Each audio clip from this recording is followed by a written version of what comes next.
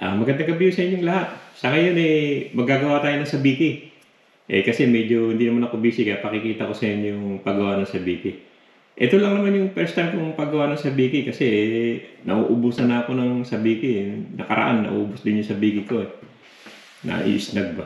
Kaya nga susubukan ko kung effective tong sabiki na gagawin ko para hindi na ako masyadong umu-order ng sabiki.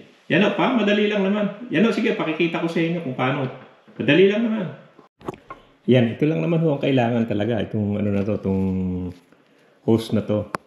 Alam ko marami sa inyo nurse madaling makakuha ng ganitong hose eh. Itong ano, parang dextrose hose to. Tapos itong ganitong ano, yung pedes na ganyan. Nabibili naman to dyan sa ano, sa direct fish and tackle sa Chilton. Mura lang yan. $3 lang yata isang pakete nito. Tapos itong tali, saka yung ano, yung hook. Pero ako nilalagyan ko kasi nito itong ano, itong yung iba, yung isang pares lalagyan ko nitong beads. Luminous to eh. Para makikita nila pag gabi. Nakagawa na ako ng dalawa. Dalawang may luminous. Ito may luminous to ito. Itong dalawa na to. Susubukan natin tumisan. Ito walang luminous to. Susubukan kong magawa ng may luminous. Ang luminous ito nandito lang, wala sa loob. Yan, wala sa loob yan eh. Andyan lang sa labas. Pero itong isa nasa loob yan. Yan, oh. Susubukan ko kung mas maganda yan o mas maganda yung isa. Yan lang naman ang kailangan. Pakikita ko sa inyo. Madali lang naman. Para pag okay to, hindi na ano ng sabiki pa eh.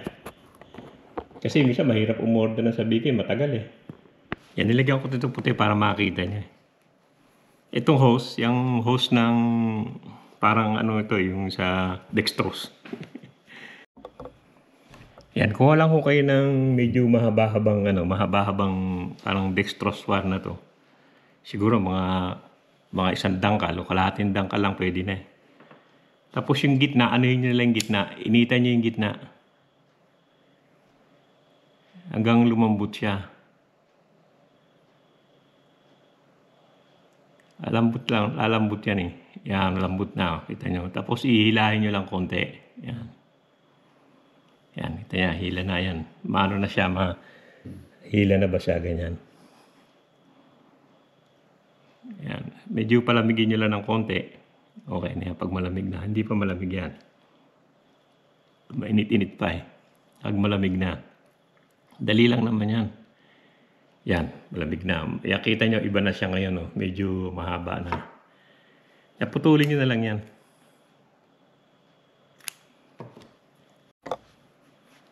Yan, putol nyo na yung dalawa. Itabi nyo lang muna yan. Tapos ngayon, itong hook. Itong hook ang lalagyan muna natin ng ganito. Yung mga pedals na yan. Ako mga siguro, 6 lang eh. Ito ang mahirap eh, isuot sa loob dahil maliit ito eh. Hindi ko inaano na yan. Magbibilang na lang ako siguro mga 6 yan. Mga 6, 7. Ilan ba yan? Ayan, 1, 2, 3, 4. Mga 8 siguro. Mga 8 to. 8 strand. Putulin ko na lang sa ano. Dito. Ito lang naman ang mahirap eh. Yung pagsuksok nito. Yan kasi mahaba naman to. Puputulin ko pa to ng 2. Depende sa habang ano eh. Pero ang tingin ko 2 pwede na. Kung gaano kahaba to. Yan. Puputulin ko siya ng 2. Dito lang naman eh yung mahilig lang talagang magawa nito sa sabiki. Pag hindi, bumili na lang kayo. Mas madali pa eh. Pero pag wala namang ginagawa pwede namang ano yan. Pwede namang gawa pa. Katulad ko, wala naman masyadong ginagawa. Kaya may time ako. Ito lang mahirap yung pagsuksok nito. Kasi kailangan talaga isa-isa lang eh. Mahirap pag dalawa-dalawa ba. Yan. Ganyan. Tapos iano nyo lang yan, ililiko nyo lang ganyan. Yan. Yan, liliko lang na ganyan. Yan, oh. Kita nyo, umpisa na yan. Yan. Yan, ito lang naman ang parting mahirap eh. Bukod dito, madali na naman. Depende nila sa haba, pero tatandaan nyo, mas mahaba, mas mga ganyan. Yan ang ano. Yung iba maiksi, iba mahaba. Pwede nyo namang putulan Pag ano na, pag gusto nyo. Yan, ito lang pagsuksok nito ang ano ang medyo matrabaho. Kung busy kayo mabuti pa bumili na lang. Pero mahirap kasi makakita ng magandang sabiki. Kaya ewan ko, titignan ko kung effective to, kung hindi rin naman bibili na lang ulit ako. Pero sa ngayon wala naman akong ginagawa dahil nga alam niyo naman at pa lang ako, galing pa ako sa doktor kaya medyo marami akong time para maggawa-gawa ng ganito. Para libang-libang ba. Para mag-busy. Yan. Mga ano to, ilan na ba to? 1, 2, 3, 4, 5, 6, 7, 8, 9, 10. Mga 10 na siguro. Yan. Basta nyo, kita nyo maganda-ganda na 10, 12 pwede. Kasi itong isa, 2 naman yan. Inaano naman yan, ibabaluktot nyo naman Yan, nagiging 2 naman itong isa. Basta yung isa, mahaba-haba yung iba maiksi. Yan, ganyan mahaba-haba yung iba Yung iba maiksi. Kaya naman yan. Lagyan ko pa na isa, tapos bibilangin natin kung ilan. Minsan, di naman pare-parehong kung minsan marami, minsan konti. Pero mas maganda siguro marami-rami ng konti yan. Tapos bibilangin natin. Yan, palagay ko okay na yan yan. Bibilangin natin yan. 2, 3, 4, 5, 6, 7, 8, 9, 10, 11, 12, 13. Mga 14 hong ganito. 14 na yung ganyan. Kasi ang isa, nagiging 2 naman yan. Bali, 6, 7 lang naman. Kasi dinodoble mo Yung pagtapos na yan, lalagyan nyo na ng tali. Itong tali ko, medyo naman to, Ang 30 pounds naman to. Kaya, okay yan. Kahit medyo, puto lang kayo ng mga ganyan. Mga isang dangkal kalahat, 2 dangkal, ganun. Kasi pwede pa namang putulan yan at depende na ngayon kung paano kayo magtatali. Ako ganyan lang naman, ko lang. Ito tali ko ganito Ito subok ko na Yan, ilulup mo lang. Tapos iikot mo ron sa loob. Mga 4 na beses lang. 1, 2, 3, 4. Pwede na yan, mga 4.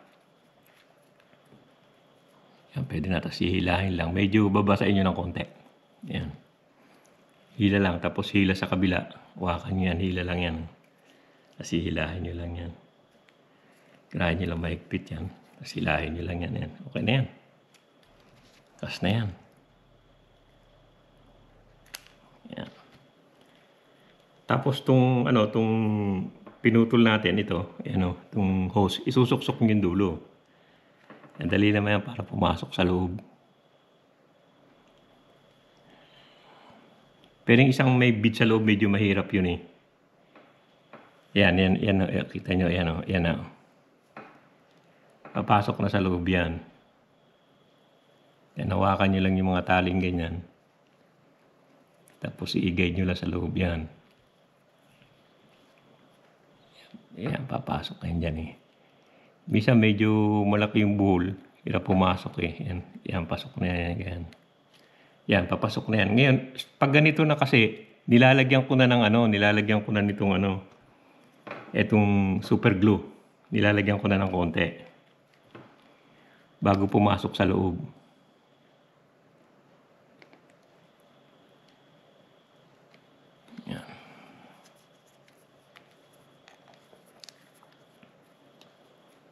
Yan, bago pa pumasok sa loob, lalagyan ko na ng konti.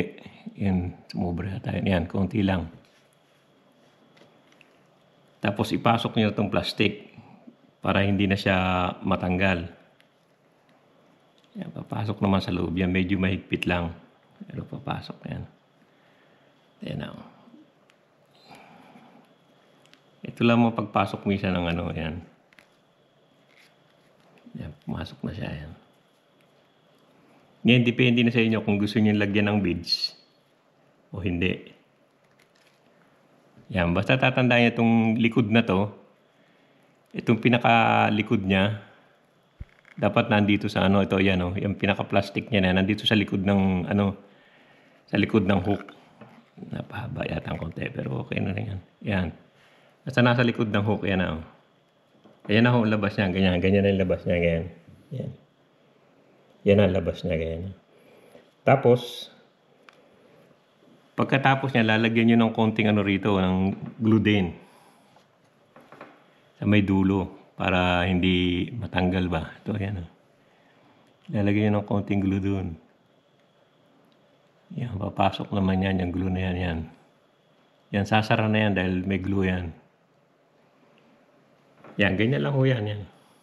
Kadali lang. Yan o. Wala kayong ginagawa, madaling gawin. Yan, ganyan lang. Tapos lalagyan nyo ng beads. Ako naglalagay ako ng beads. Ito, itong luminous. Luminous bead to, yan o. Yung pag inano mo inano mo ng ultraviolet light ano, nag-glow. Yan, lalagyan ko lang isa. Yan, isa lang yan. Huwag muna kasi may ano pa duglo pa Yan, ganyan. Yan ang labas niya. Yan, pakikita ko naman sa inyo itong isang may bead sa loob. Mas gusto ko itong may bead sa loob kasi ano to, luminous to Ang ginagawa ko dyan, iniinit ko lang muna itong ano, itong hose. Kasi ano malaki-laki yung beads ko. Yan, tapos saka ko isusuksok to. Basta yung butas nasa gitna, okay lang Para pag sinuot yung tali, madaling maano Yan, tinutulak ko lang itong screwdriver. Teka. Yan. Hindi siya mahirap Malit kasi itong hose o malaki itong ano ko itong beads ko Tinutulak ko lang sa gitna.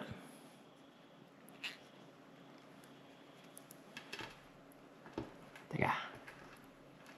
Yan. Yan to. Natulak ko na sa gitna. Yan yung itsura niyan. Andiyan na siya sa loob.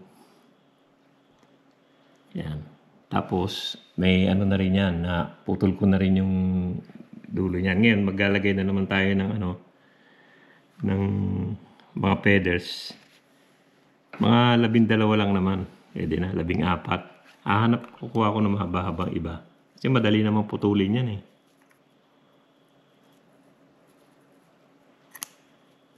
Yan.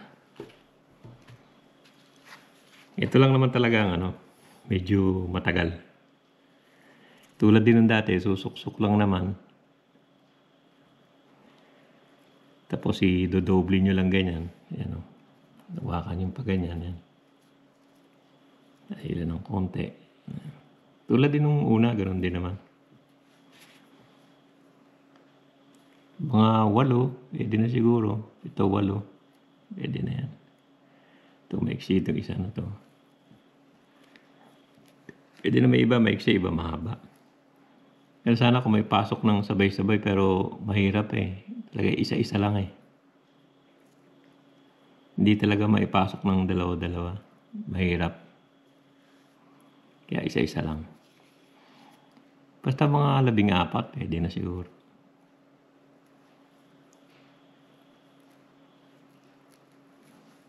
Medyo maano lang gawin, pidli lang gawin. Pero kung sa atin kasi, ginagawa talaga ganito Ito talaga ang inaano nila Nagagawa sila talaga ng ganito.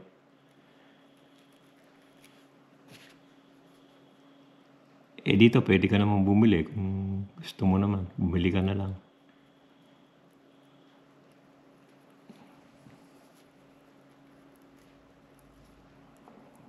Isa pa.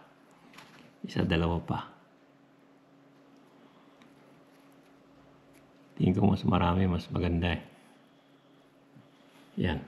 Isa pa.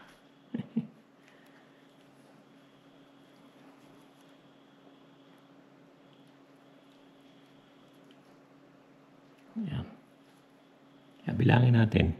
2, 3, 4, 5, 6, 7, 8, 9, 10. Mga 14 din.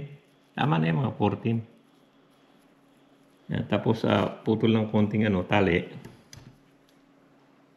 Madali lang naman to. Hindi naman ganun kahirap. Kung hindi naman kayo busy, madali lang gawin. Yan, pasok nyo lang sa hook dati. Ganito ako magtali. Kung nakita nyo yung tali ko, ganyan. Yung dalawa na yan. Kita ko yung dalawa na yan. Tapos ilulup lang yan.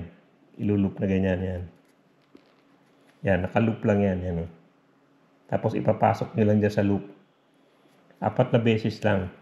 Sa loop, pasok sa loop. 1, 2, 3, yan, isa pa. Mga 4. Pwede na 4. Yan, 4 lang pwede na. Yan, 4. Tapos hihilahin nyo lang yung ipinasok nyo habang hawak nyo yung hook. Ayan, yan, hawak yung pinasok nyo. Hilahin nyo lang mabuti. Tapos, hawakan nyo itong hook naman. Hilahin nyo naman yung pinaka-main niya. Yung main naman. Medyo basahin yung konti.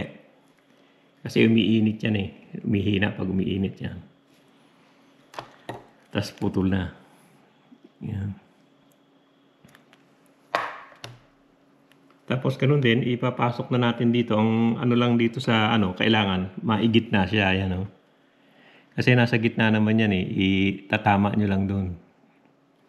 Sa gitna. Doon sa butas sa gitna. Kasi nakagitna naman yan. Madali lang yan. Yan. Naipasok ko na. Tanggal ulit. Kasi nasa loob yan. Kaya medyo mahirap ipasok eh. Yun. Yan. Napasok na yan. Pero nasa gitna naman kasi butas niyan. Kaya dali yan. Ganun din dati. Hawakan nyo lang itong buo na to. Habang pinapasok nyo yung tali sa loob yan. Yan, kapasok na yan. Yan, kapasok na yan. Gagawin ko, lalagyan ko na ng konting konting glue. Teka, natanggal.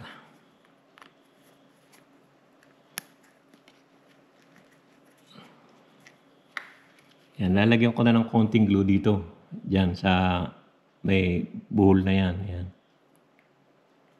Yan. Konti lang naman. Pwede na. Yan. Tapos saka nahihilahin kasi nakapasok na yan dyan yung sa beads eh. Yan na. Hawakan nyo lang ng konti ito. Ilahin nyo yung itong tali. Papasok na yan. Basta itong plastic na to, yan, kailangan nasa likod ng ng hook. Yan, okay na yan. Yan. I-ayos nyo lang. Tapos ito, yung plastic kailangan nasa likod ng hook yan eh. Yan, kita nyo, nasa likod siya ng hook yan yung plastic. Yan sinasabi ko, yung plastic kailangan nasa likod ng hook. Hindi sa harap, sa likod. Yan. Yan. Yan na yan. Yan, ganyan yung may beads. Tapos, ito lalagyan ko na lang ng yan. Pinupuno ko na lang nitong itong glue. Yan. Madali lang naman matuyo yan. Super glue to eh. Yan na yung nagawa ko ngayon. Gawa natin yan. Yan, dalawa niyan. Yan Tapos itong walang itong walang beads. Yan, dalawa rin dito. Ayan So, subukan ko rin to. Pero may beads yan sa labas.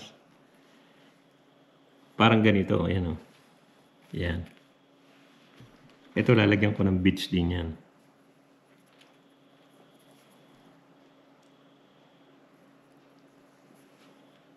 Yan. Ganyan lang yan. Yan.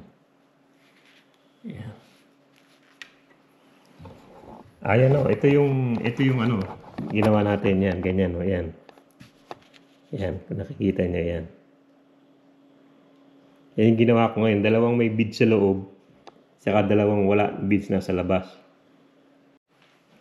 Yan lang naman ang kailangan dyan, yung hose, Itong parang pedes na to sa ano to sa Cheltenham.